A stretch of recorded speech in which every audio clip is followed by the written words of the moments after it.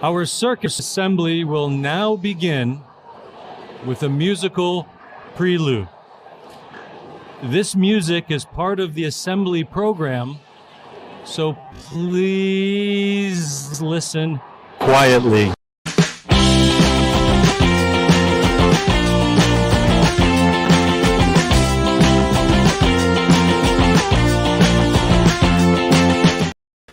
Hey everyone, my name is Jake, and it's Sunday service time. I am a former Jehovah's Witness, current circus assembly watcher? Well, actually not current. We're going to be watching it in the future, and then it'll be current. We get into the future sometimes in the show. It's a long story. But thank you for joining us. This is going to be the final Sunday service that stays on this channel. It's going to have its own feed. It'll still stream on Alt-Worldly, but if you want to watch the playback, it'll be on its own thing. So, in the description is a link to subscribe to that. I know a lot of people have done that already, so thank you so much. But we have a very special show today. It's circus assembly time.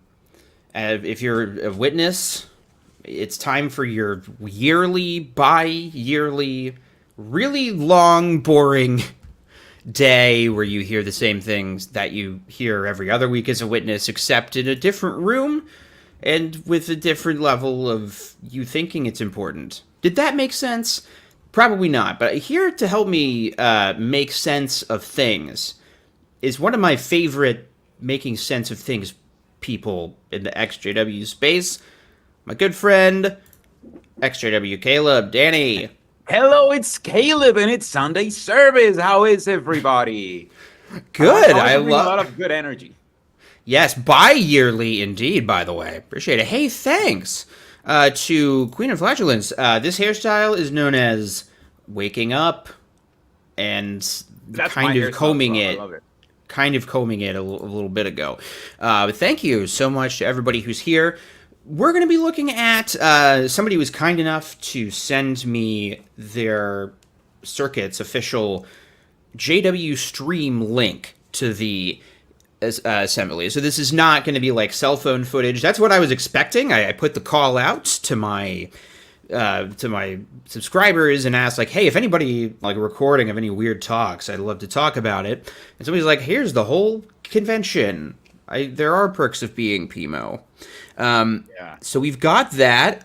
But you and I, Caleb, you were kind enough to help me with some homework yesterday. Because, yeah. Yeah, you know how much I love streaming with you, and how much I just love like streaming here rather than in my own channel. And you were like, if you want that to happen, you need to watch the assembly. And I was like, I do like streaming with you, but I doubted it for a while. But then I unfortunately said yes, because this was extremely boring. Oh my God, was it boring. We were talking right before the stream. What even is the point of these anymore? They are so boring. So I'd love to just not just get into the assembly, but also I'd love to get into why these exist, because I don't know, and I feel like will be more interesting than the actual thing.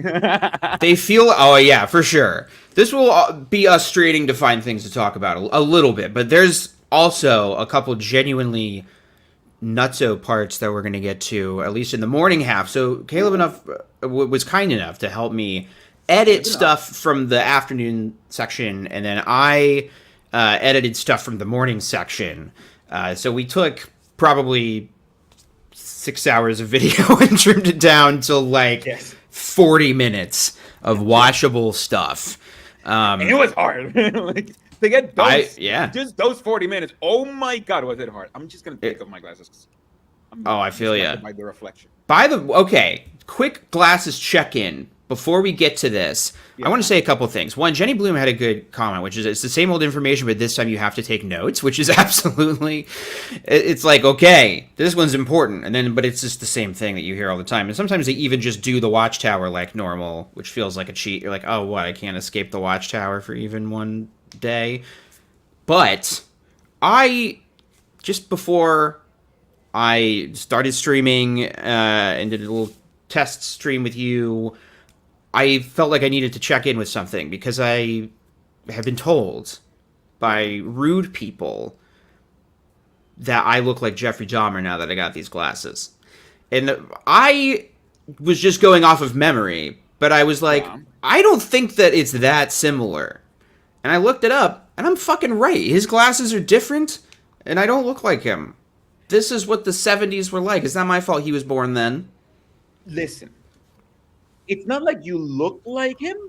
It's that you give that vibe. You know that? No, that's worse. That's so much worse. That implies even without the glasses, that vibe would still be there. Okay, we've done I do that. like your glasses though. They're cool. Also, Signod Stop says Caleb has some good style for being an old guy. And yeah, I mean, I unfortunately I made the mistake of going into Panda's channel and saying that I was like, I realized that I was like 8 years older than Panda, and I'm like, oh my god, Is that true? What the yeah. fuck? Yeah. So he's like 9 years old. Is that right? Panda's 9 exactly. Panda's 9, and I'm 16. He's doing really great for a 9-year-old, I have to say. Okay, let's get just to the wickedly talented. Let me show just what this is. This is the 2023 to 2024 Circuit Assembly Program with Circuit Overseer. And that's really not special, because the Circuit Overseer is just like the regional manager of your circuit, of like all the local kingdom halls and congregations. He's just the guy who floats around and checks in on the local management and makes sure that they're doing everything. So it's not even like you get a cool governing body speaker or something this one.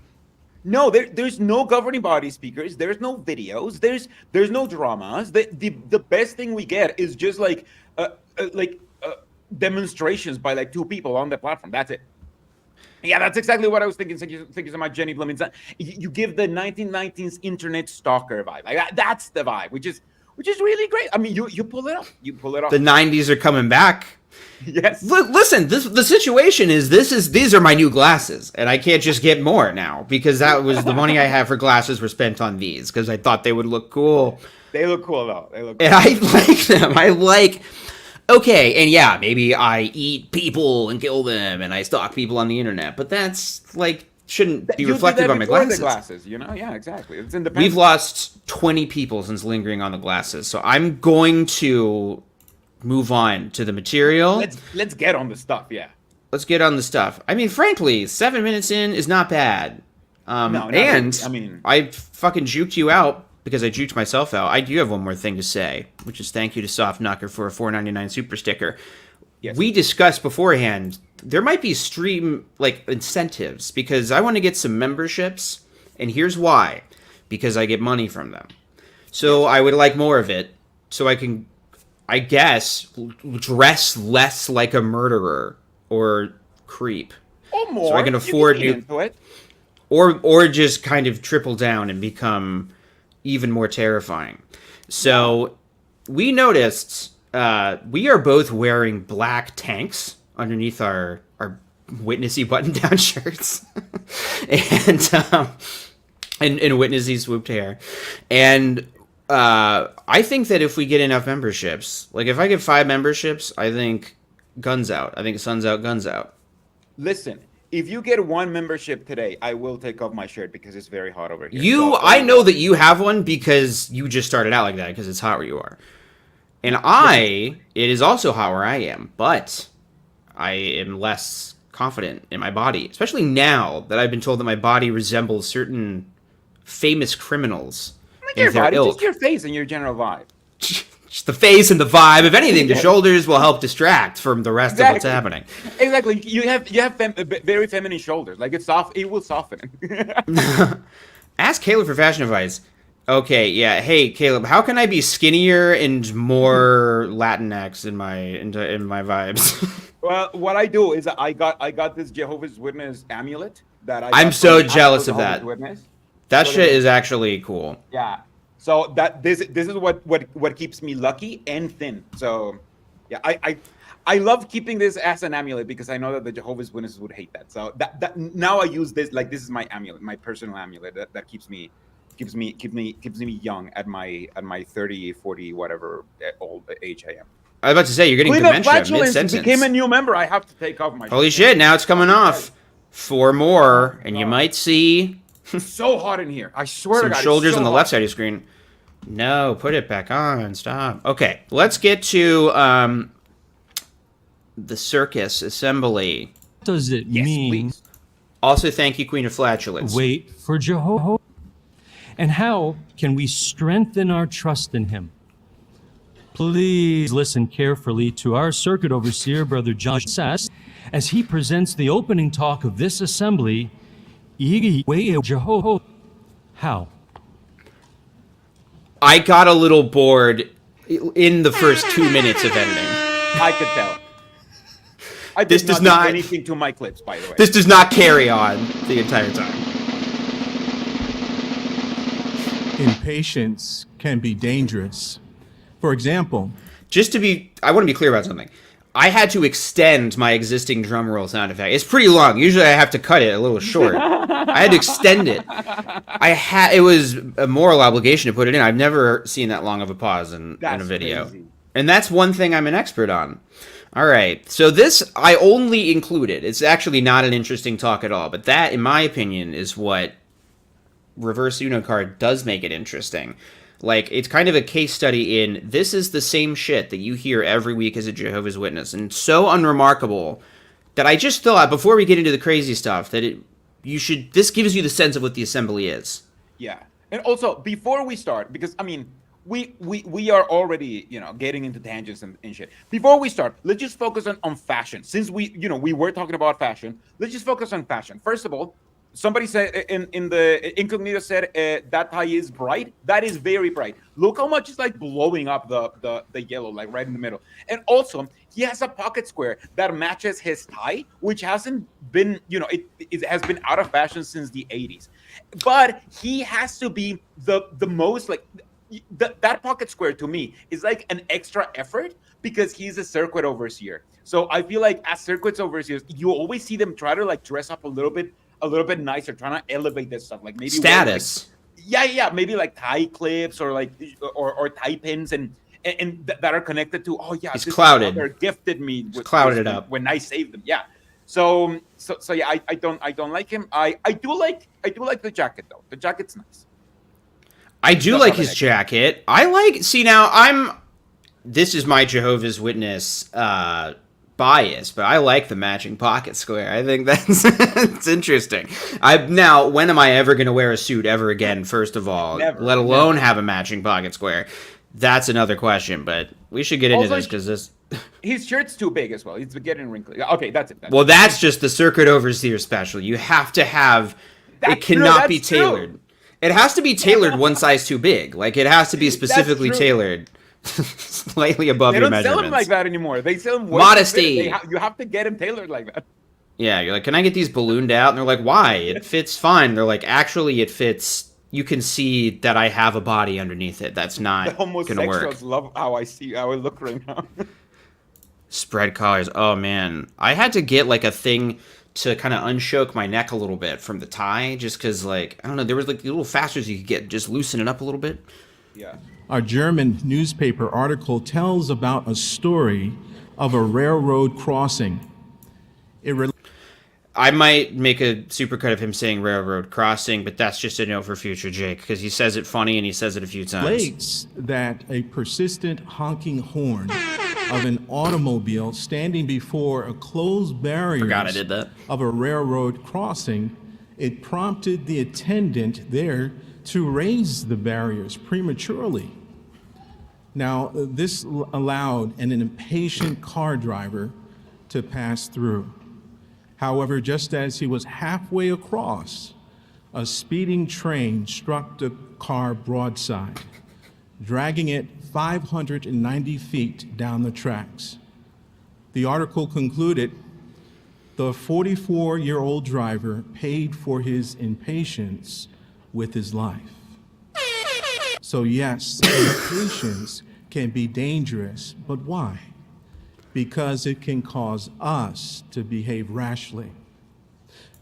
That little, like, saucy look, he like, he gives, what's it called? Blue Steel. Oh my God, chat, help Paul. He wants to give me money. Okay, the fake stories, yes. This is the most incredible kind of lazy thing, and I'm sure you did this at least once, Danny, because I'm sure you gave some talks at some point in your life. You just are like, okay, so it's on patience. What's a example of a bad thing when someone was impatient? I don't know, probably fucking texting and driving or something. And so you Google and find the first news story you can find. He apparently went to Google.gm or whatever the German Google is and found this. But like, why? Just to make this point that like being impatient is bad. It's not profound. Well, how else will you tell people that impatience is bad? That is a brand new concept that not a lot of people have been introduced to. So I feel like, you need to know. You need to tell them, no, look. I know that the world teach you that impatience is cool, but patience is actually even cooler, because not only will it save you from getting car crashed and dying, but it will keep you in this assembly and not, instead of you leaving and living your life, because this is the most boring thing in the world. It's really bad. Now, I must tell you that I stopped putting in funny sound effects after this, because I at some point I speed up his voice so we can survive today, and the rest of it's at like 1.5 speed. But let me defend myself real quick on this. Jay cracking up at his own jokes is my king. This was like 2 hours ago that I did this. I don't remember that far back in life. I didn't remember that I did that. That's how you know something's funny. You write it down and then you forget, and if you laugh at it later, then it actually is funny. So most of the stream. So that's why the only funny parts of the stream are the clips that I edit beforehand. And off the top of my head is it's hit or miss. All right, here we go. No doubt, this is a drastic example, but it well illustrates how dangerous impatience can be. Yes, stay tuned, Lynette, put for a future video. Peril, even in dire danger, losing their life itself in some cases.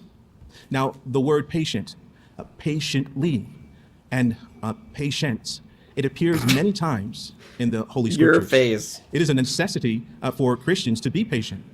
However, the Bible also tells us that we must eagerly wait for Jehovah. Now, what does this mean? Isn't being eager?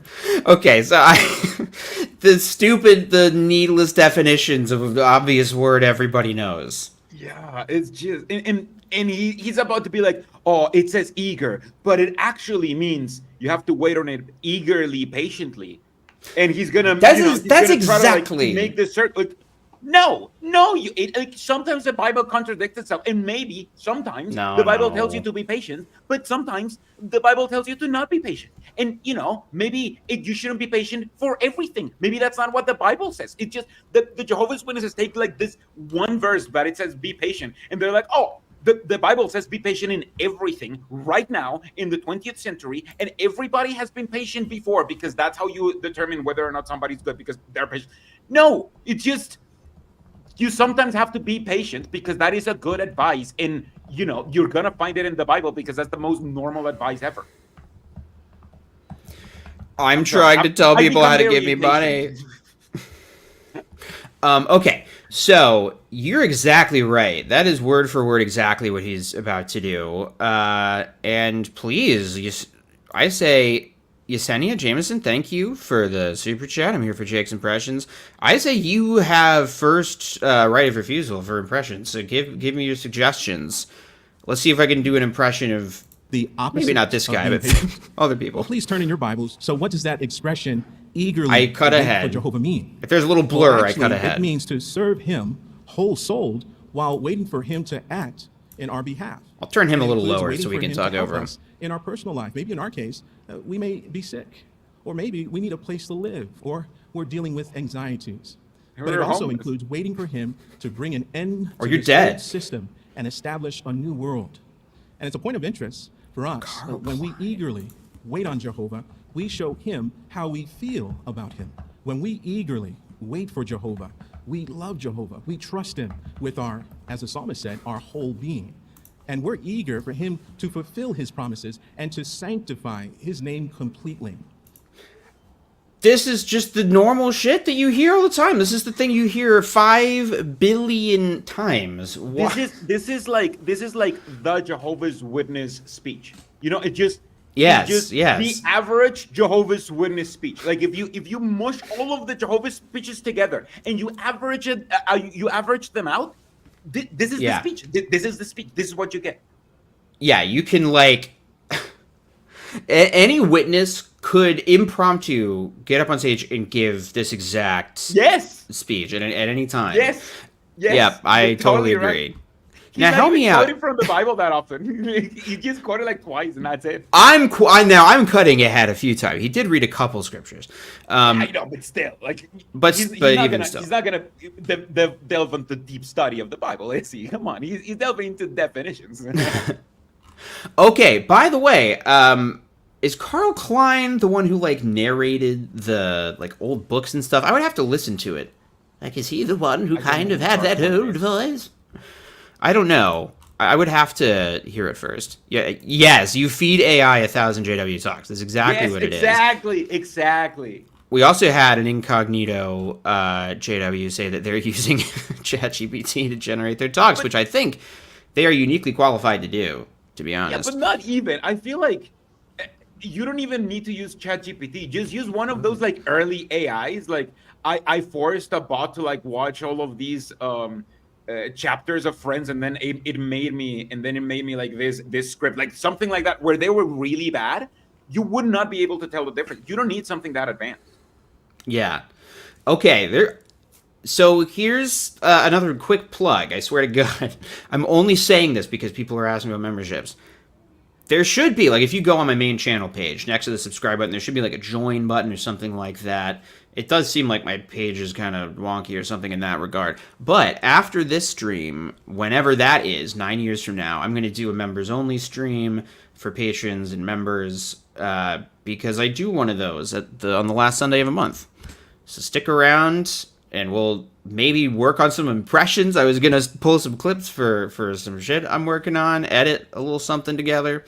Anyway, I'm done talking about me and money. No. Let's keep talking about you. Can you put my screen? First page of it.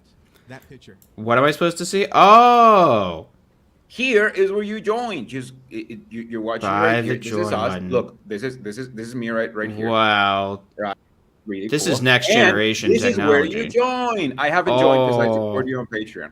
So that's true. Here you can just pick whatever. Yes. I support you on Patreon. So what the hell's going on with Mexico's economy? That $500 a month is an option. You get loyalty badges next to your name and comments in live chat and custom emojis to use in comments and live chat. I must join right now. Okay, there you go. That was amazing. That was the informational for you. I'm gonna clip that and make it my like ad for that stuff every single time. Did you see the Watchmen?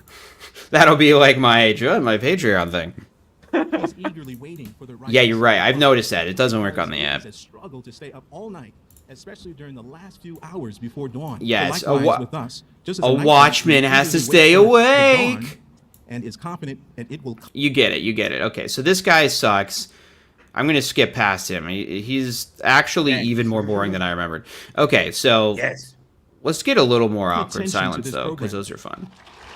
I had to get that little shimmy he does. Yeah. Thank you, Brother Saxon. When are you going to do something? Oh, wait. This is huge. Okay, so this is a really shocking moment. This is a really shocking moment in the assembly, and so I'm actually going to take us both off here so you can just get the full thing, because I was surprised by this. Yeah, I think this is a bit of a scoop, actually. First, I'm going to take off Caleb because he's the guest. Now me, and now big shit's about to happen. You ready for this? I can't believe he got away. When are you going to do something? What more is it going to take? I mean, how many more mass shootings have to happen before you step in? The laws aren't working. Why do you keep silent? How bad do natural disasters have to get before you bring about changes? When, Jehovah? When?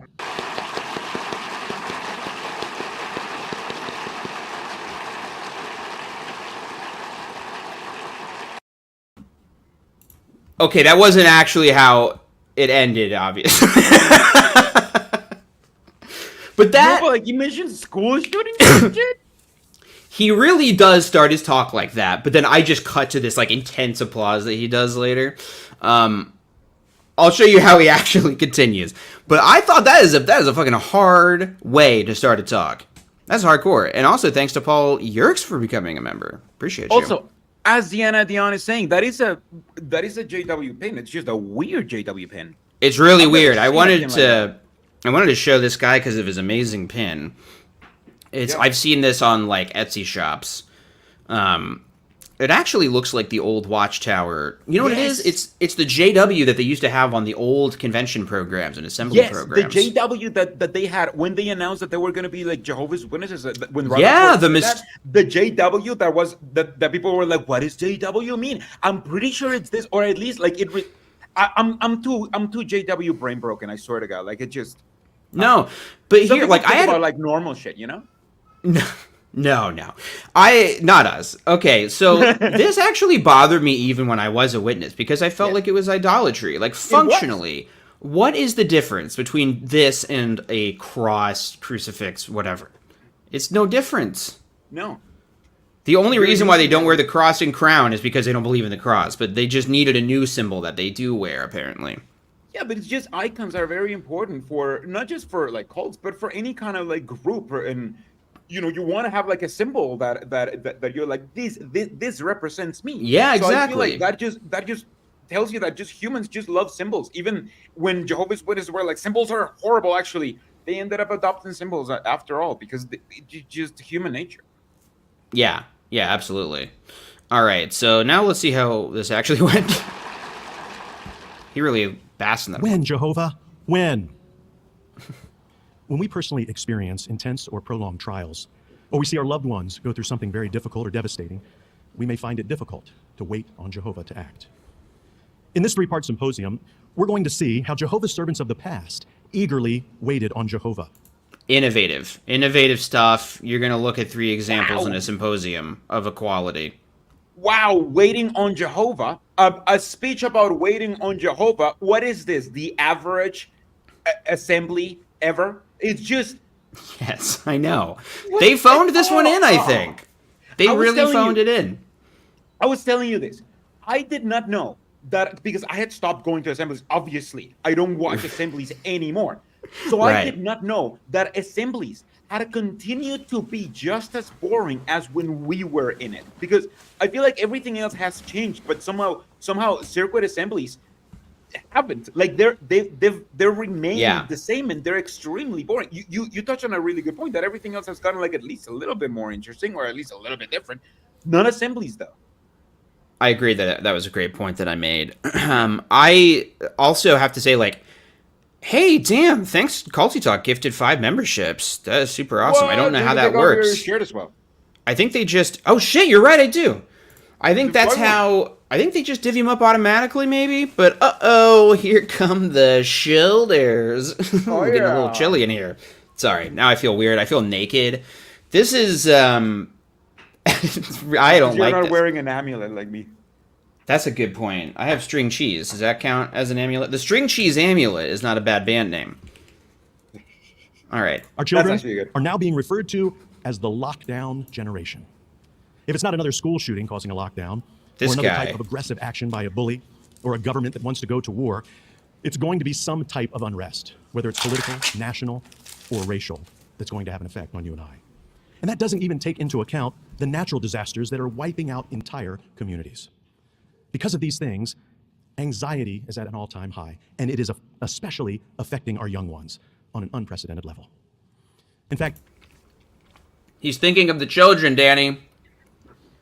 Can somebody think of all of the anxiety that the children have when they come here to the meetings and we tell them about all of the things that are happening, all the horrible things that are happening, and that the only way out is for you to be a perfect Jehovah's Witness, to not be destroyed along with everything else in Armageddon when everything gets destroyed and we get this religion as a living forever. How else could you solve anxiety, Jake? Do you have a better solution to anxiety? It's weird. It's weird because Apostates like never bring solutions, Jake. I know. I mean, like, there's 8 billion other people in the entire world who you might think have altogether some kind of idea. So maybe even more than one idea of what to do. But no, they just have literally nothing, which we will hear later in the program, by the way. They have nothing but little Everything witness has been kids. tried and has failed. History is behind us. Everything that has happened and that will happen has already happened. We are at the end of human existence. We've already tried everything. The only solution is genocide, ultimate genocide, and Armageddon, and killing pretty much everybody to rebuild the world. Genocide that's Jaw. Genocide. Genocide Jaw might be a t-shirt. That might actually be a t-shirt. Ooh, make t-shirts, man. Like, I don't even know how to Make t-shirts draw an great actual again, t-shirt. first of all. Yeah. No, this actually, you brought up one of my favorite points. It really bothers me that Watchtower likes to straddle this line where they give these kind of pandering, ridiculous talks where they almost present themselves as like feminists because they're like, we think that some women did good things, which we'll see a little bit of later. And at the same time, I can't help but notice that witnesses have done 0 things to stop school shootings, and in fact, they don't seem to have any impact on them one way or the other. Like, couldn't God have allowed the outworking of his purpose without allowing kids to be mowed down in school? Like, why was that a necessary component of the outworking of the vindication of Jaw's name? Because otherwise, how could have Satan proven whether or not he would win that bet? On supremacy of Jehovah or whatever. Like, all of those children needed to die, so Satan could be proven wrong in this cosmic bet. That's right. That they have on humanity. Come on, that's Satan, dude. I would never do that if I was in charge. Said literally God, who is actually in charge. Now, I think the best part of this has been that we get to look at this pause face for a while. By the way, what's coming off next? That's a great question. We didn't talk this. I didn't have any contingency plans in case of success. Okay, let's brainstorm. I still have to do some impressions. They just haven't come up. People were suggesting things like Ken Ham, which I'm going to have to study these. I'll have to do some homework. I don't have a Ken Ham. I can't even think of what his voice is off the top of my head. You young ones. You Have young you ever ones. felt like Laura? Laura said, I'm like a pressure cooker. I'm always worried about what the next thing is that's going to happen, or the next thing I need to do. Or what about Daniel, who said, when people tell me that I'm Does he think pressure cookers plan your chores? Does he think that's what pressure cooker are? Because he's like, I'm like a pressure cooker. I'm always worried about cleaning the dishes. What the fuck are you talking about? Like, that's not what pressure cookers do. Pressure cookers cook with pressure, as far as I know, right? Like, they just use pressure. That's it. But he's like, no, I'm like a pressure cooker because I'm always cleaning. Like, what the hell am I talking about? She just let the metaphor speak for itself and then changed the subject. Yes. People want me to do your voice. I did do a voice of you one time. It was like off the top of my head, and I don't know if I could replicate it. Ooh, this is a hot scoop. Alex O'Connor dropped a History of Yahweh video a few hours ago. Very nice. I really haven't looked into that scholarship too much. Not since I woke up. Like, I inhaled a lot of Old Testament scholarship stuff in them. I need to check back in. Anyway. Okay, Danny, I think that your voice is sort of like this, and you talk really fast, right? So that is kind of my impression of the exJW Caleb chat. That's amazing. That's awesome. That is amazing. That is really good. You know what it's like? It's like diving in the pool. You just have to do it. You're gonna land in that water. That's amazing. Yeah, no pressure. That deserves more super chats and subscriptions, if anything. This is quite a fundraiser we've got going on here. I didn't mean this to be like a pledge drive, but fortunate I'm still in school, I say to myself, they have no idea how stressful school is. Or what about Anna? She said, I feel anxious all the time, as though I were a hamster on a wheel running around but never getting anywhere. I'm working myself to death, but not really accomplishing anything. Friends, our young people are experiencing. Unlike Jehovah's Witnesses, right? They're accomplishing so much. If you want to know what my dad looks like, he looks literally exactly like this, almost, but with my nose. And then that's him. I mean, my heart sank a minute when I was scrolling through this, looking for. I was like, "What the fuck is my dad giving a talk?" If I had a crew cut, you would see the resemblance. Yeah. Okay. Impressions fundraiser that you and I maybe never had to deal with. And you hear people say, well, they're young, they're resilient, they'll adapt. Yes, we acknowledge you are young. You are very resilient. And you've been forced to adapt to an ever-changing normal. Evolve, you might say. You're less anxious and you're not feeling the strain. Add to that, our young ones have to face the intense pressure to compromise Jehovah's moral standards. So what can you, young ones, learn from the prophet Habakkuk? Well, Habakkuk also lived during a very stressful time. It was a difficult time for anyone who was a servant. It was exactly the same. Schools were getting shot up every day when Habakkuk was a kid. Huge issue. Yeah. Oh, wait, everyone no. was talking about it on TikTok as well. Like it was just insane. Yeah, thankfully he had a lot of good resources on social media. He could find solidarity with people. Yeah, he could go not to jw.org but to hebrews.org, and that's where he found the videos. exJW.org. Like the last W is capitalized. Wait, I didn't mean it. People are commenting on this hairline. I don't know what to tell you. Well, that's not It's quite a my weird dad. hairline. I'm sorry. Like, look. Yeah. I wasn't. But look at this. I that's mean. weird. Yeah, but like that's why you grow it out. Right. That hairline is just. How is it not only like receding, but also receding in a crooked fashion? Like it's retreating. It's retreating like eastward. Retreating in like this way. Like. That's right. I don't understand. I've never seen an eastern retreat for hair follicles. They usually head over the hill. In fact, the series of questions that we started this talk off with, that was all Habakkuk. If you turn in your Bibles to Habakkuk, the first chapter, and notice in verse 2 how Habakkuk said, "How long, O Jehovah, must I cry for?" This is a weed thought. This is also, it's the last Sunday service, so it's an extra special wake and bake, assuming you woke up at 2 p.m. And somebody said, like, they hated this young one. Oh, it's Superstar, Queen of Flatulence.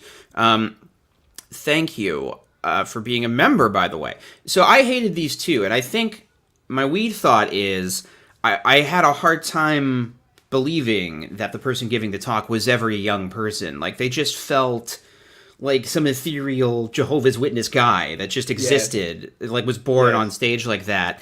And if they were like me, then that means they're full of shit, because I felt so much shame for, looking at porn and being flirty and all that stuff, immoral thoughts, and I don't know, wanting to maybe go to college instead of Jehovah's Witness school. You worldly asshole. I know, it was fucked up, those thoughts I had, but like it just made me think they felt so distant. They felt so disingenuous. Yeah. I think that's probably why they do those videos with young people on the website, but I don't know. It still feels like bullshit to me. Yeah. I mean, it is. Anyway, stay tuned for next edition of Weed Thoughts, and we do have a cue for this. Perfect. That was Weed Thoughts. Help, but you do not hear. How long must I ask for help from violence, but you do not intervene? So in the midst of this dark period, he called on Jehovah to intervene. Habakkuk may have started to imagine that Jehovah was not concerned. 100% Andy God would not act soon enough. Can you relate? Had Habakkuk lost trust in Jehovah? Did he fail to maintain his faith in God's promises? Not at all. In fact, it was Habakkuk's strong faith that moved him to express himself to Jehovah in prayer in the first place. He was eagerly waiting on Jehovah.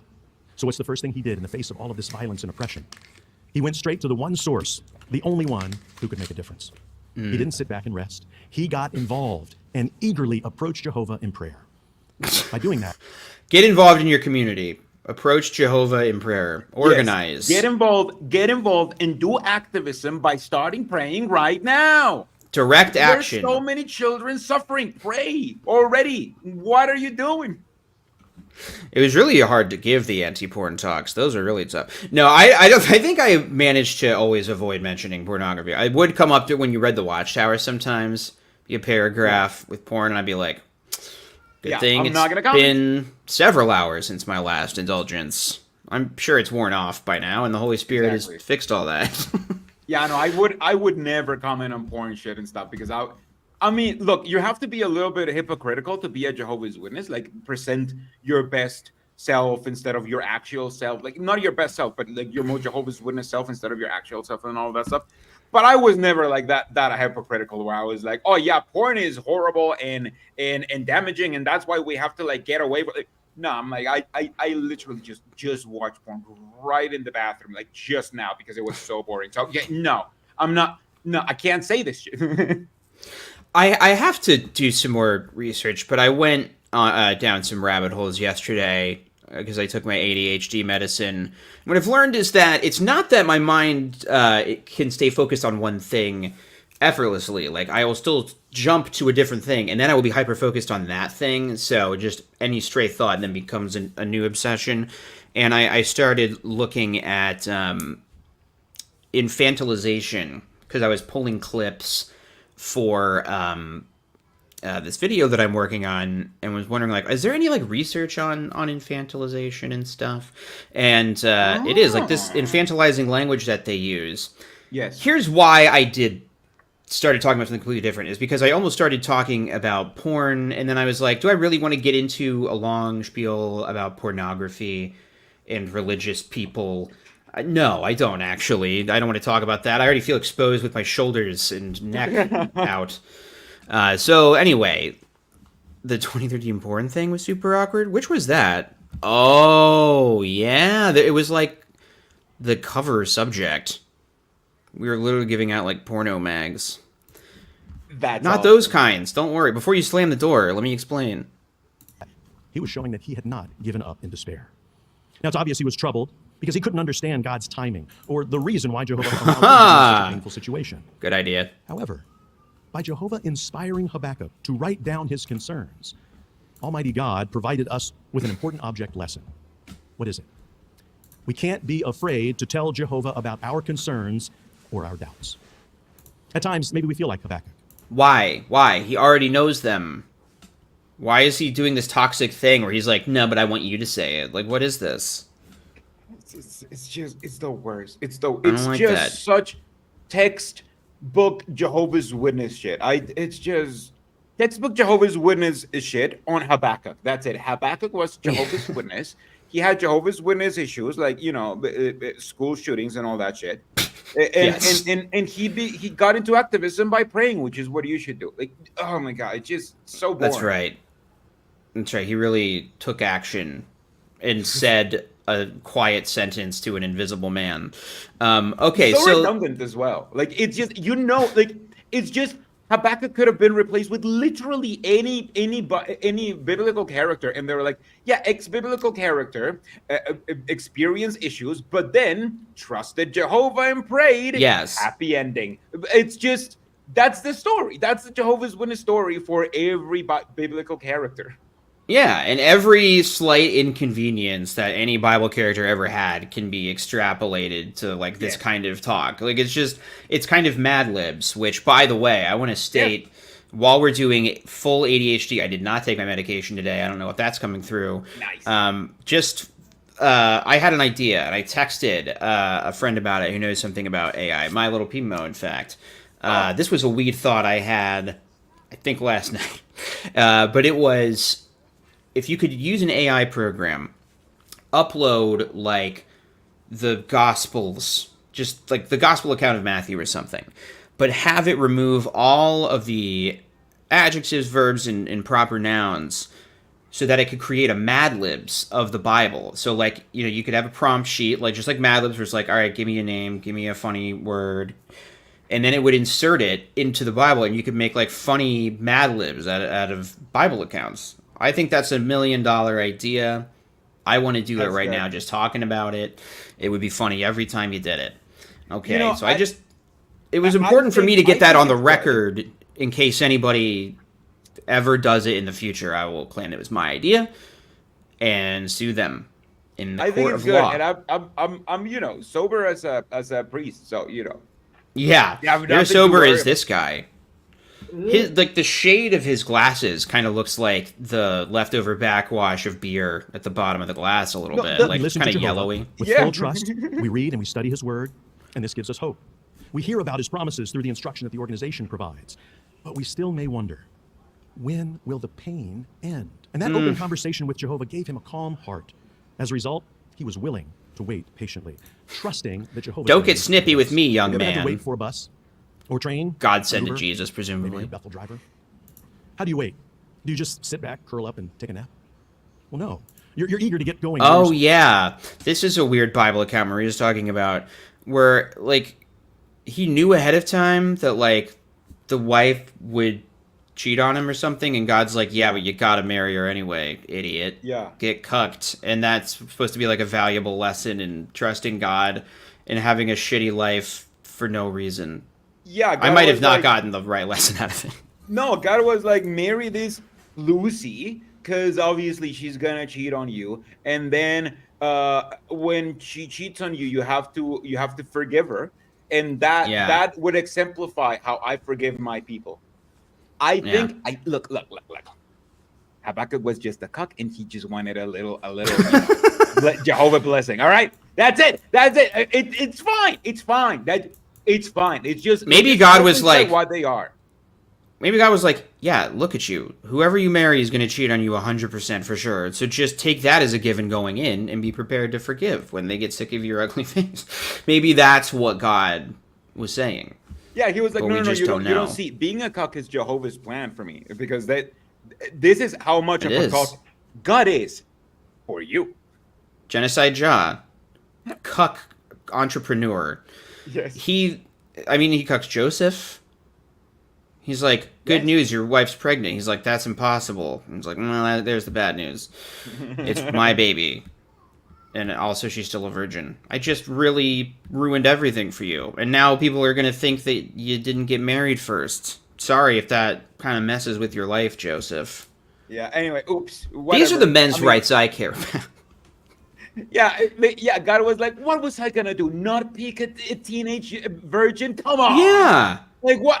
Was I gonna pick like already someone who's already a mom? No, get the fuck out. Like no, of course not. I mean, a child. By the way, Habakkuk was probably thinking like, Gomer, I hardly know her. Anyway, I'll be here all week. Supposed to be. You're active, you're up, you're looking, you're continually trying to see where your ride is coming from. Habakkuk knew Jehovah was going to come through on his promises, so he would eagerly await. Okay, I liked that, because he's like, if you're waiting on an Uber, you're not just passive, you're eagerly looking around. Like, that's not a satisfying way to live your entire life. Yeah, when you're waiting for an Uber for 20 minutes, that's an okay amount of time to be peeking around dumpsters and looking around and, you know, putting your hands on your waist. But to do that for your entire life would be sad. But also, yeah, like if you already are in an Uber, you have two choices. You either like stress and check like the route and how long it's gonna take or whatever, or just admit that it's gonna take however long it's gonna take, and then just, you know, relax. Fire You know what's a plug. nice? It's fun. You know what's nice, by the way, on the Uber and like buses and stuff he was saying as example is they actually do have a schedule. And like when I take an Uber, it has like an estimated time, and it doesn't just say, no, really, it's really soon. It's really soon, actually, for sure. And then I wait 70 years and I'm suddenly old, and it's like, no, it's even closer now than it was earlier. You gotta admit that. Okay. Also, in fairness to my dad, I think that they just have similar haircuts, and all Jehovah's Witnesses kind of look the same. I actually don't think he looks like this guy that much. All Jehovah Jehovah's reminded Witnesses him that look he the had same. an appointed time for fulfilling his promises. It's racist, but He true. counseled Habakkuk to wait for the accomplishment of his purpose. Like my impression of you Ultimately, earlier. the prophet would not disappoint. In fact, he uttered what may be one of the most memorable expressions of confidence ever expressed by a human.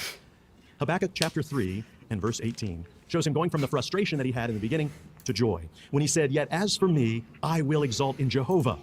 I will be joyful in the God of my salvation." When asked why he reads the Bible every day, one brother replied, "If I repeatedly pray to God during the day and expect him to hear me, why shouldn't I also listen to God by reading his word every day? If we want to be a good friend, why would we do all the talking?" He has a good point. At this point, we'd like to introduce you to a young man. All the talking is like fucking gaslighting language, by the way. That's so rude. Yes. You're always praying to God, but do you ever sit and read the book that he already wrote 1,000 years ago? Let Jehovah do all the talking for you. And when you can't find what Jehovah says, you have to you just let the governing body do the talking for you, because they're basically Jehovah. Don't worry about it. You know what's upsetting about this is I really did for a long time. Like, I always tried to read the Bible every day.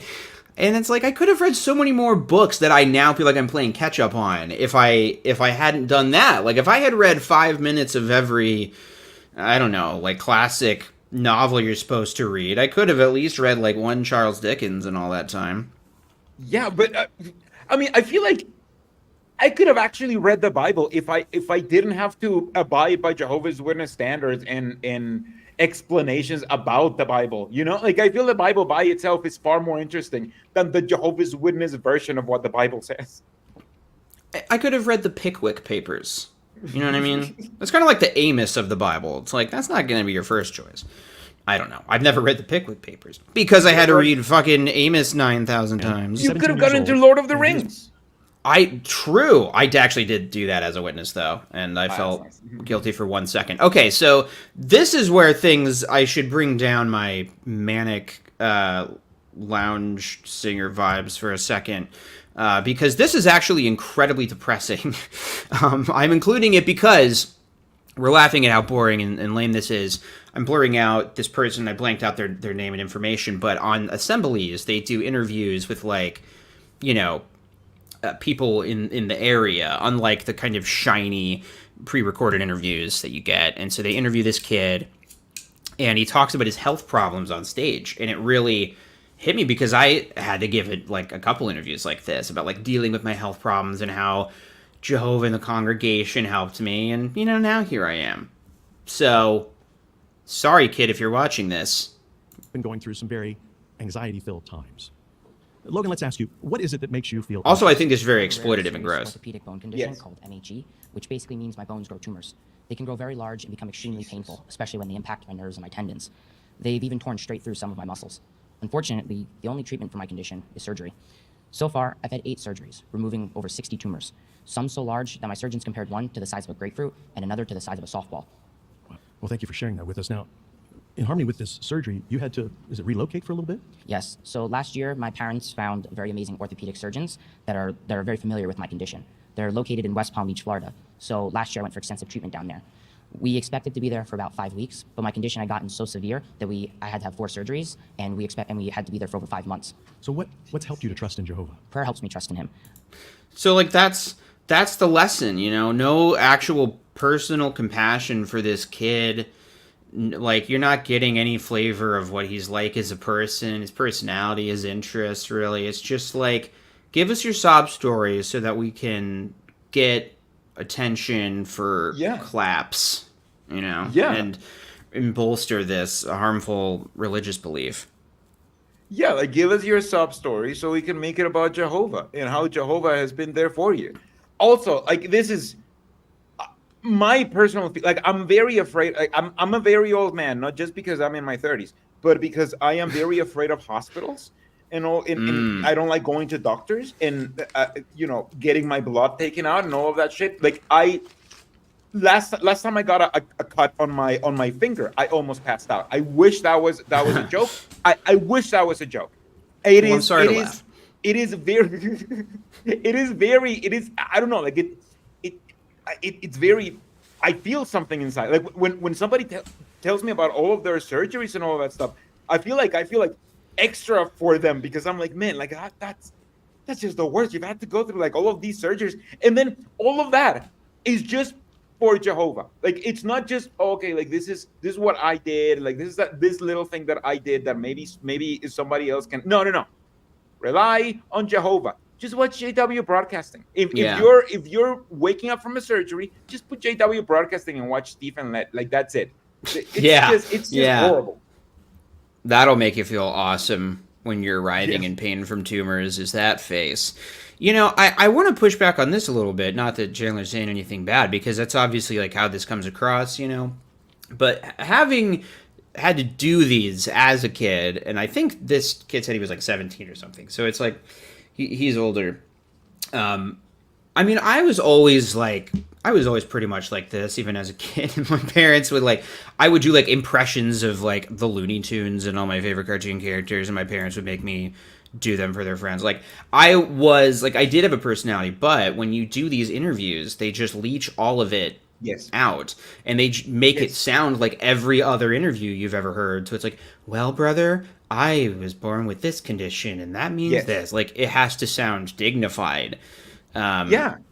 You know the role that you're supposed to play, and you play it. Exactly.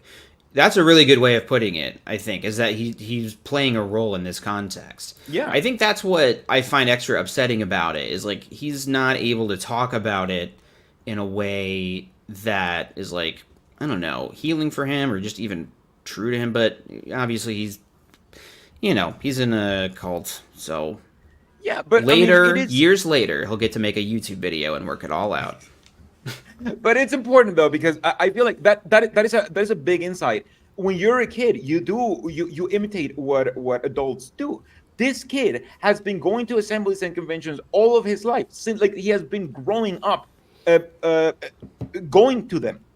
So he's literally just doing what he has been seeing everybody else do in the platform, behaving the same way that he's been seeing everybody else behave in the platform, because that's what kids do. Kids emulate what adults do. So I feel that's why Jehovah's Witnesses are all the same, because they all have this is dignified, boring kind of tone that you have to speak from the platform. And from very young, you learn that that's how people speak from the platform. So when you go to the platform, you emulate that to try to be like them.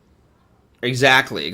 And I think Jenny really hit it home. I feel bad that he felt pressure and told it'd be a privilege to share vulnerable and private medical information. I think that definitely rings true to my experience. I think you do see it as a privilege, but it makes you treat your illness in a very weird and unhealthy way.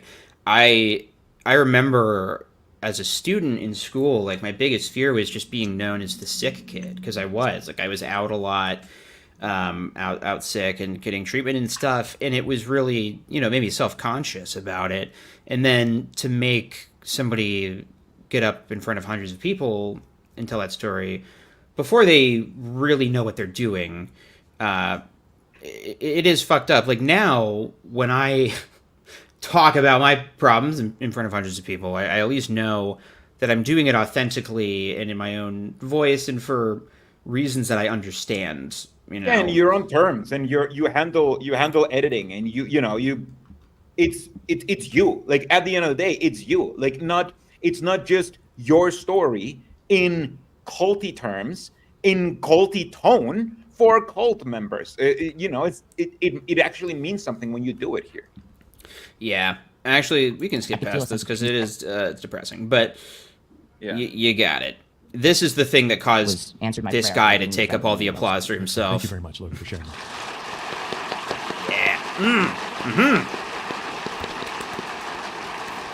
We victimized the crap out of that kid. Yes. Well, you think your life is hard? Chapter 3, verse 12. Okay, so this guy who also has old warm beer glasses. It looks like if Danny left the beer that he's drinking right now out for a couple hours, they'd turn into this guy's glasses. Yeah. I don't remember what this guy talks about. I think he's got another interview. We're told that all those living with godly devotion in association with Christ Jesus will be persecuted. So as true Christians, we expect opposition. This is sped up, by the way. To have in mind now a very simple plan in advance to help us when opposition arises. Now, what we know about John is that he... Okay, so he's talking about a simple plan. I'm now realizing, saying that out loud, that I should have included a song by A Simple Plan, but that's neither here nor there. That doesn't happen, just to get your expectations in check. But he really hits this point home of having a simple plan. It's a little complicated, but he's going to explain it. He eagerly waited for Jehovah to work out whatever the situation was that was occurring. While he was waiting, first of all, he trusted in Jehovah. And secondly, he found a way to stay busy in theocratic interests. And that's it. That's the plan. Very simple two-part plan. That's it. That's the While tweet. Waiting on Jehovah, trust in him, and find a way to stay busy. So let's just do a very brief overview. So do we see it? The plan, trust and action. The same plan. While waiting for Jehovah, He trusted in him and he stayed busy. Did he find a way to stay busy? Yes. We need to adopt that very simple two-part plan. When opposition surfaces in our life, already be convinced in your mind. Know what you're going to do. Know what your plan of action is. While you're going to wait on Jehovah to work things out, you're going to trust in Jehovah. And you're going to find a way to stay busy in theocratic interests. Now, here's an experience we'd like to relate. This is an experience of a brother. This one, they're reading it. I don't know. This is. Oh my God! I'm telling you, they're averaging out every Jehovah's Witness speech.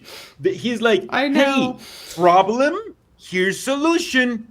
Yes. Repress and become like work for cult. Work for our cult. That's the solution for everything. Repress it down. Yeah. And work for our cult. Do Jehovah's Witness stuff. If you sad, repress Jehovah's Witness stuff. That's it. Like that is the cycle, the ad nauseum cycle that every Jehovah's Witness is stuck into. Like this is nothing new. This is something we've noticed on streams lately, that it seems that the talks didn't used to be quite so formulaic. Like, I seem to remember there being a notable transition to being like, focus on just making simple points, don't try and spin some crazy yarn. It's point 1, and then 2, and then 3. And now all talks are like that. I wonder if that's like a shift from that kind of type, anti-type, pseudo-intellectual ramblings that, Russell and Rutherford and Noor would do. Now with the, once you get to Fred Franz and the governing body, it's very much like informational. I don't know. Maybe there's something there. I've looked into it, and I've actually researched it because I find that very fascinating. And what I've found, and again, this is just according to my research, I would need to properly send it to peer review to you, to be good and published, right? Good. But according to my own research, that stopped, that transition started happening as soon as they stopped selling books. Because when they stopped selling books in 1990, they stopped having a monetary incentive to produce all of these dense, heavy books all of the time. So they started to produce fewer and fewer and fewer books until they stopped producing books. And now, what are the talks going to be talking about? They don't have deep lore anymore. That's not what Jehovah's Witnesses focus on. So that is my explanation on why that happened. Because I've been looking into it, and I think that's how and why that happened. But I don't know. That's fabulous. No, that's a theory though. That's amazing. I mean, that's like when pulp writers would get paid by the penny or something. And instead of it was so cheap, they were trying to fill pages to justify making a book because it was economical enough for them to sell books. That was the business model. Once it shifts to, oh shit, maybe we should be saving money on ink and all that stuff. It's okay, well, how few pages can we get away with while still making this look like some kind of professional journal? And then now it's well, nobody even really prints magazines outside of a few hobbyists and Rolling Stone. So it's nah, we'll just make it look like a fucking advertisement because it is. Yeah. And it's all about feelings and stuff, and it's all about obey the cult, because there's no more deep biblical understanding from it. That's why Rolf Ferrulli is so pissed, because they stopped making books and they stopped having all of this deep learning on the Bible because they can't make money from that anymore. And before that was their business model. When they shift their business model, they stopped making deep Bible studies, and it all shifted to actually obey the cult so we can build more buildings. And that's it. That's what this cult is now. Yeah. Oh shit! I think I know what I want to do for the members only stream. I'm just gonna write it down so I don't forget real quick. This won't make any sense to you. I'm just putting it in the private chat. Okay. Diana Dion said, I love this theory. Thank you so much. I also love this theory, and I also think it's a brilliant idea. I feel edified. Feel smartened. I don't know. This is the kind of things that I do. I just think about that stuff instead of actually making friends and moving on with my life.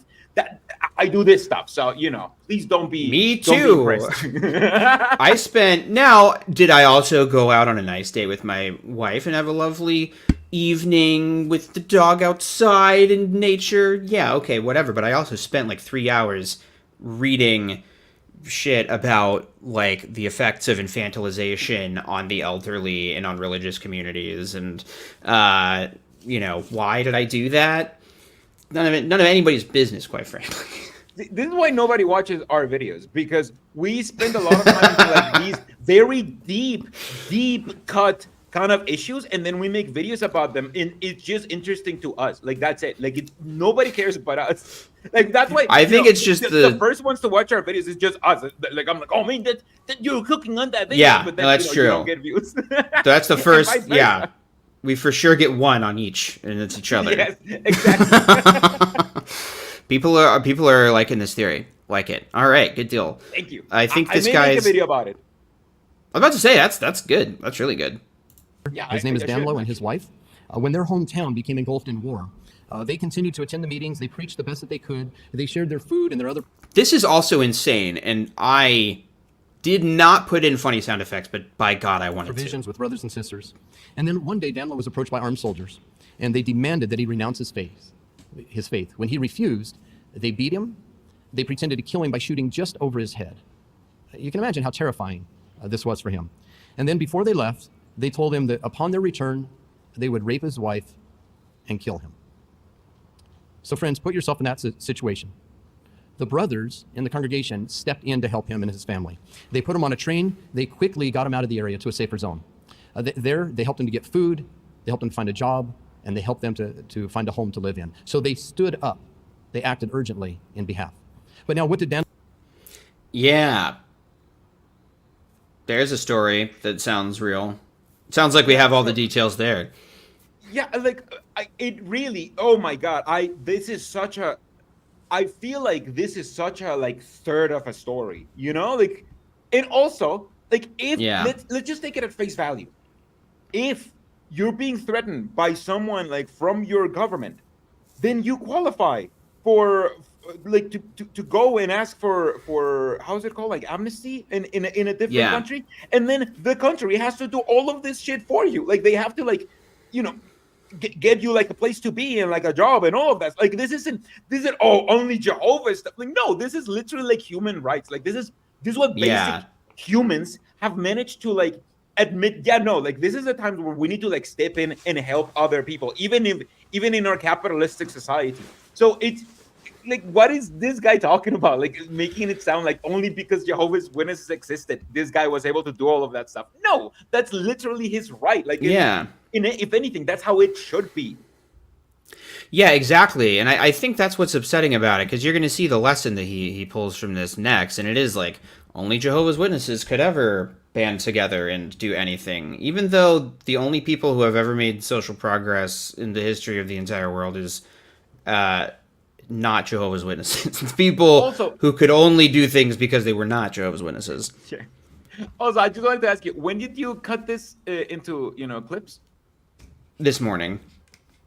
And you still like started this clip by saying, I don't remember what this guy said. Like that is how forgettable these talks are. Yeah. It's insane. It's insane. And you're actually paying attention. When it started, I know, I was like actively paying attention, be like, do we need this? Do we need this? Yeah, and exactly. When he started talking, I was like, oh, this is okay. I do remember this now. But yeah, up until that moment, I was like, why did I even include this guy's talk? It's so forgettable. They're so forgettable. So forgettable. And his wife do after they got there? They turned around and stood up to help others. Yes, he said, we were now able to provide refuge for other witnesses fleeing the war zone. Outstanding experience. For other witnesses only. Other witnesses, exactly. How loving your neighborly, That's the sign of a good charitable organization, is they only help one specific group from one specific religion. From their charity organization. From their own charity. Yeah, that is every charity only helps their own charity members. Food Not Bombs is just people going to the grocery store for themselves, right? That's how that works. They just get themselves some food and then they don't give it to anyone. Oh, wait. No, it's not. We need to build up our faith, but we can be confident that our very simple plan, friends, it works. We don't need to panic. We don't need to worry about what's going to happen. Just stick to our plan. But the opposition doesn't always come from a war-torn area or from secular authorities. Sometimes the opposition comes right within our own family. So at this time, we'd like to interview Sister. Can you share with us what opposition did you experience?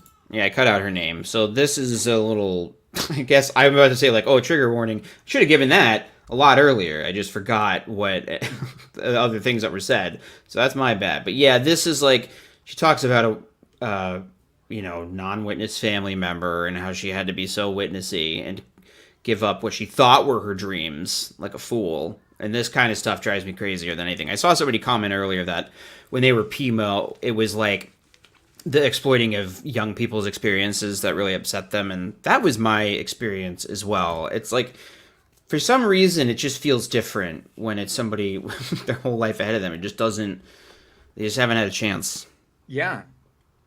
Anyway, here we go. Blurry lady. Well, I grew up in a divided household. My mom found the truth after she married my dad. And since my dad is Jewish, he required his kids to go to the temple with him. He had a book of... Can I tell you something? I normally don't care about this or really notice it, but we have said every word you're not supposed to say to get a stream demonetized. Yeah, I've noticed. I mean, YouTube mostly because today. of the speakers say it. Yes, I know. The speakers keep wanting to get us demonetized. They've talked about school shootings 80 times. Yes. Yeah, Well, the anyway, R word okay. as well. Not even racist, but the worst R word. I know. All right. rules, which included not being allowed to They say said Jehovah's name. He didn't want witnesses at the house, and he'd even threatened to take us kids and leave my mom. As I got older, I faced verbal abuse, and he really just pressured me into pursuing higher education. Wow, that's a lot to deal with. So how did fellow Christians assist you? So the lesson is that's how all non-witness parents are, by the way. So don't marry a course. non-witness. And boy, you better hope. Non-believer, because we only think believers are believers when they believe in our religion. Non-believers can be believers. Like this guy's a Jew, like an active Jew who goes to a temple. No, he's not a believer. He doesn't Not a believe in believer. anything. Exactly. I know. Unbelievers. It's ridiculous. Jehovah's always given me what I need whenever I needed it. When I was studying the Bible, I decided to leave the acting career I was pursuing in order to give Jehovah my best. And this is when things with my dad got extremely... I think Jake just went back on his thing. So while he comes back, please unsubscribe and go subscribe to my channel. Oh, what? Jake, That happened hi! so fast. That happened. I was so quick on the draw, and it still didn't do anything. Okay, I had my bi-monthly edition of hitting the back button on accident. I knew. That's literally what I said. Yeah, it do be like that sometimes. Okay, so now we're gonna.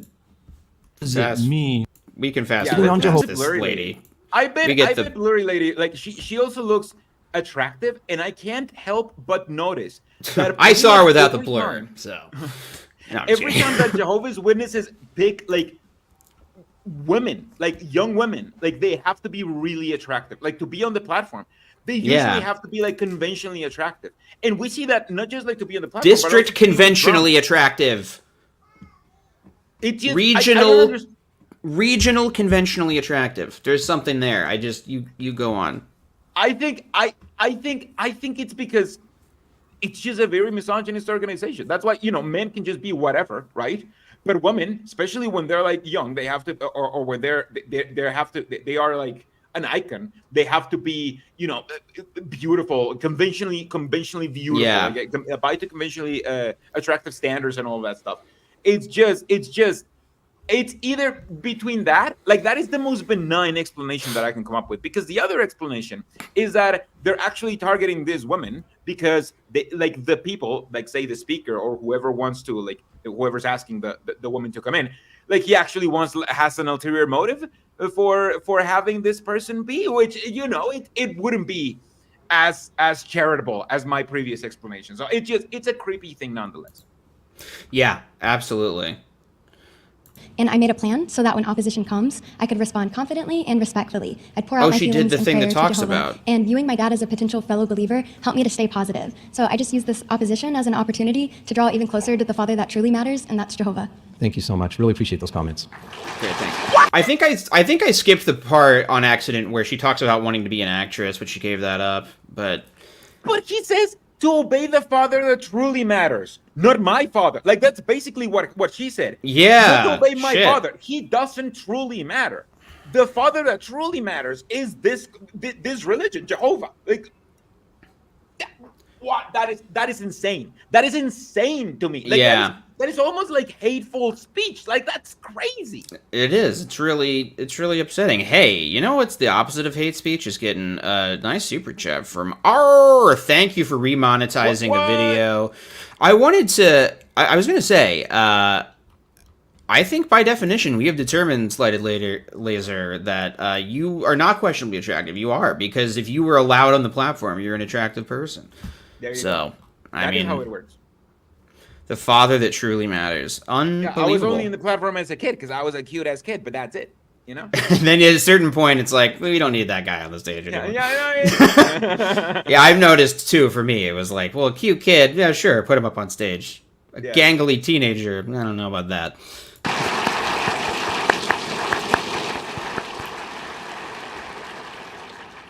So did we see what our sister did? She had a simple plan, and she stuck to it. The opposition was long going, over a long period of time. She trusted in Jehovah, and she found a way to stay busy. So we know that during the last days, opposition can begin suddenly, and it can intensify quickly. As we look to the future, we need to be realistic in what we expect.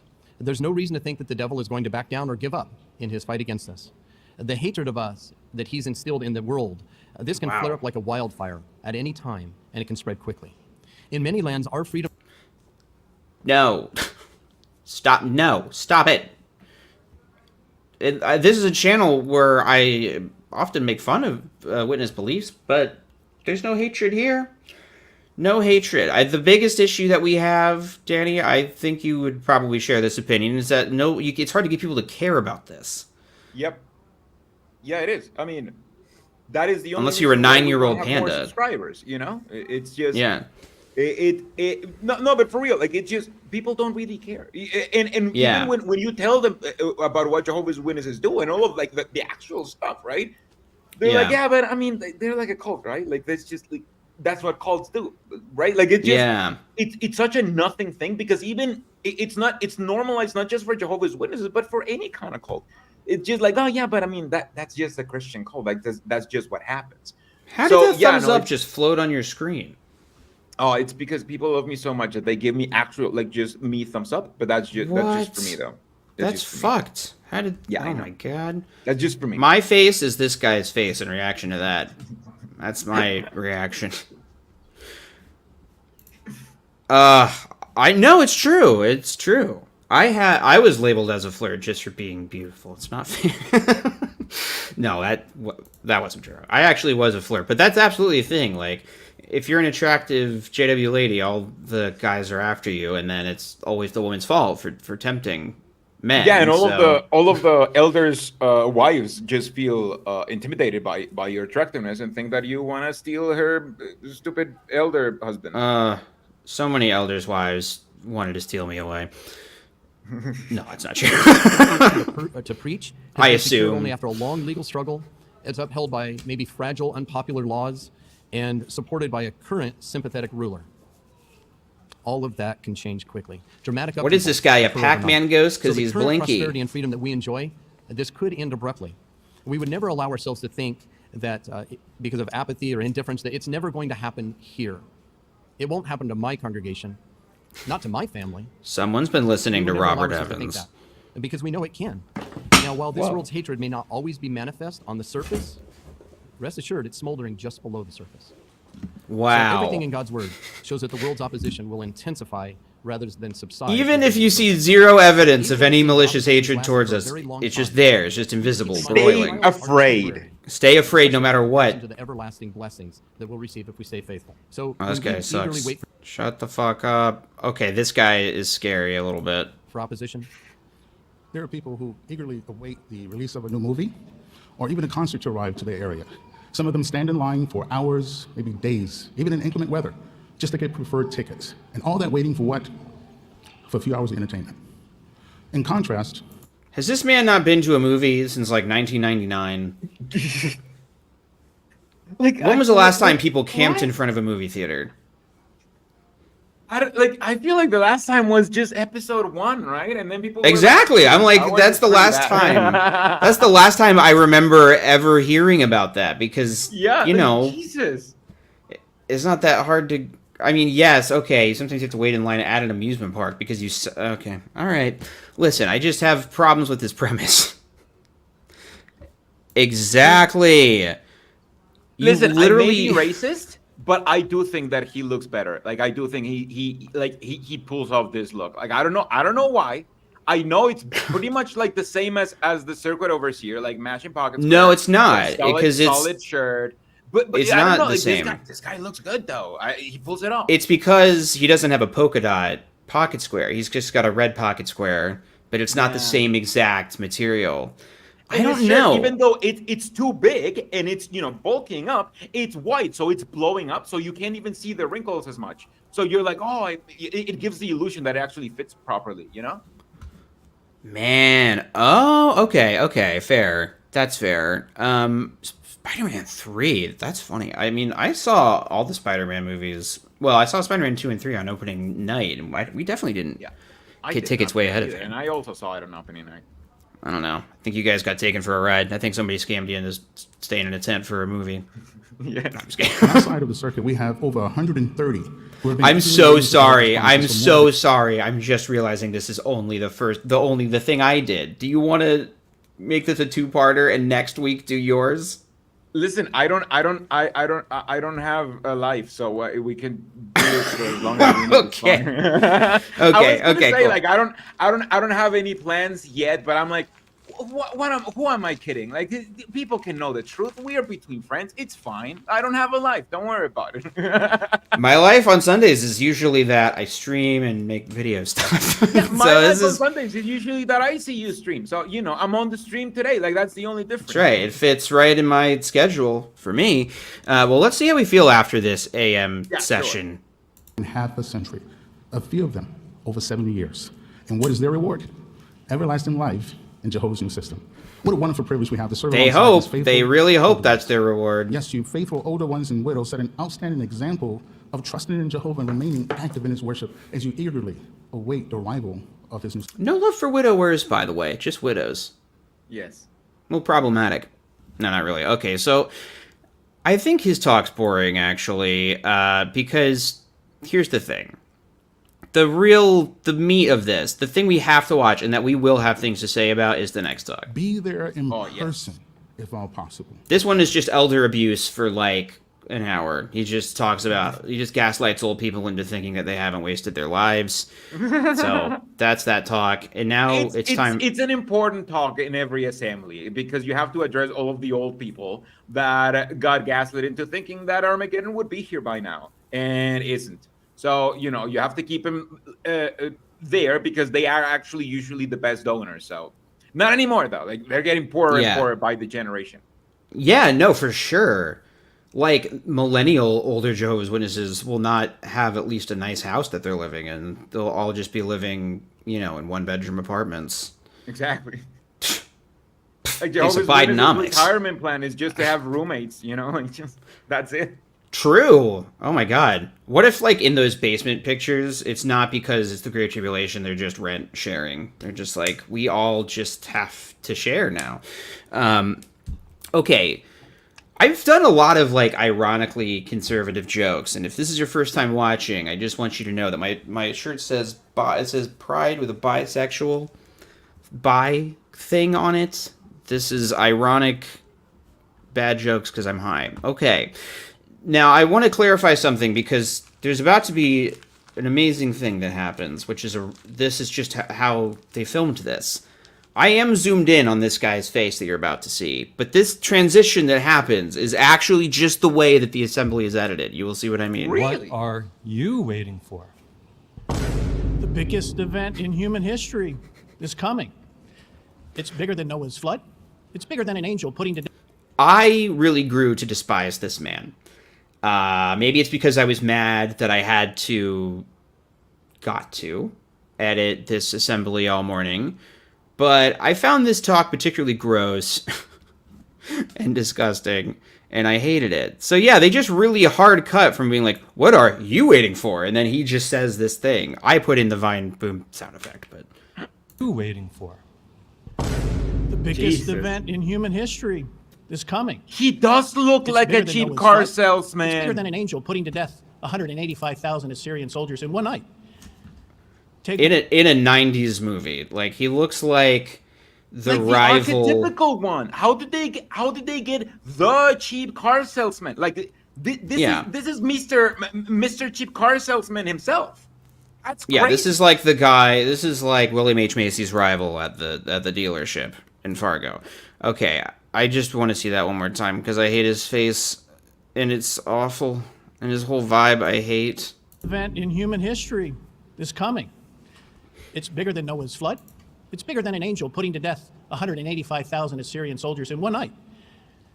Take World War I, World War II, put them together, it pales. That's just what he did. Into what's approaching.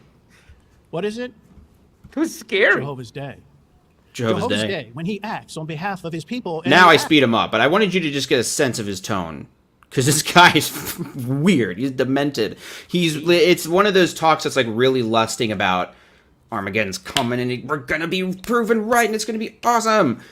And that stuff really bothers me. The like really like violent, hateful shit. Yeah, and witnesses get off on that on this stuff. Like the used car salesman thing is very accurate. You will see. Acts against his enemies.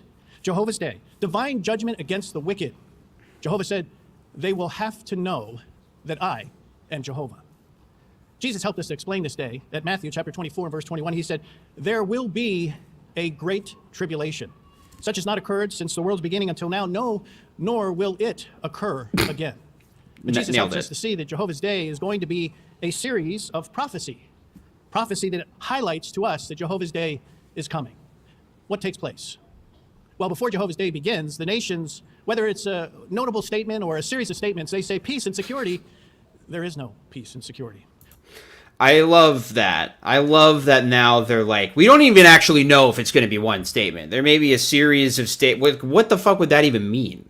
That there's a series of announcements that's like, we're getting towards peace and something. Tune in next week. And then next week they're like, peace and security. Maybe tune in next week. We'll see. Like, what are they envisioning? Yeah, and I feel like this is almost like the Flanderization of their beliefs, because I feel like he's just hitting the main points. He's not explaining why peace and security, what that means or whatever. He's just like, hey, peace and security lie in the future by governments somehow, maybe. You know that bad.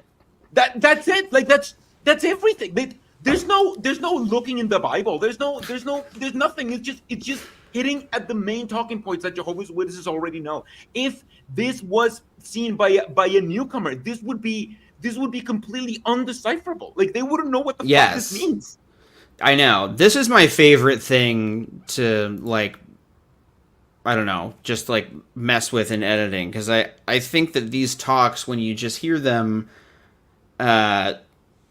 isolated from the context of the event and all the feelings of being there, like, it's so scary. And this face is so funny that he's making. I love it. Okay.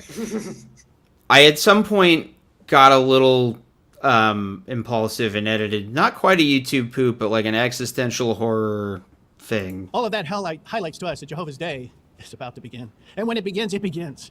The destruction of Babylon the Great, that empire of false religion, the empire of untruth. Jehovah's Day begins when he uses the United Nations to turn on that empire. Descriptive words, when Jehovah acts, he acts because the United Nations plunder this prostitute. They burn her completely with fire. The United Nations burns a prostitute is a thing that this man, an adult, just said. And that's not even how the prophecy goes. Like this.